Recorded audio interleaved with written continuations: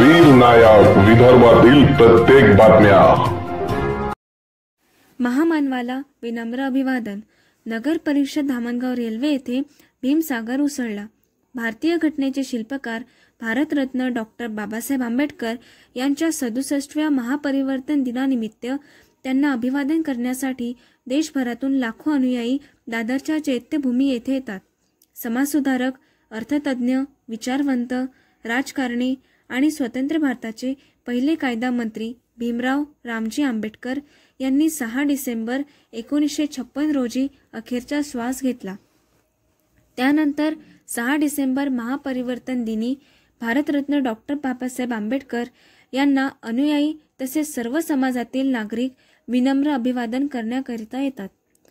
दरवर्षीप्रमाणे यंदाही महापरिवर्तन दिनीनिमित्त नगर परिषद येथे हजारो संख्येने अनुयायी आले। अनेक जाती धर्मातील नागरिक व अनुयायी सकाळपासूनच नगर परिषद प्रांगणात असलेल्या डॉक्टर बाबासाहेब आंबेडकरांच्या पुतळ्याला हार घालून मेणबत्ती लावून त्यांना अभिवादन केले।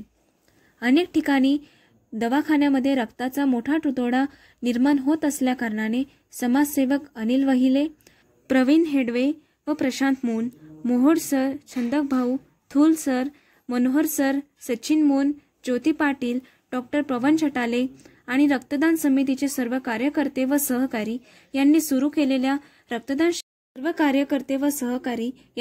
केलेल्या रक्तदान शिबिरामध्ये अनेक युवक, पुरुष, स्त्रिया यांनी सहभागी होऊन रक्तदान करून डॉक्टर बाबासाहेब आंबेडकर यांना अभिवादन केले।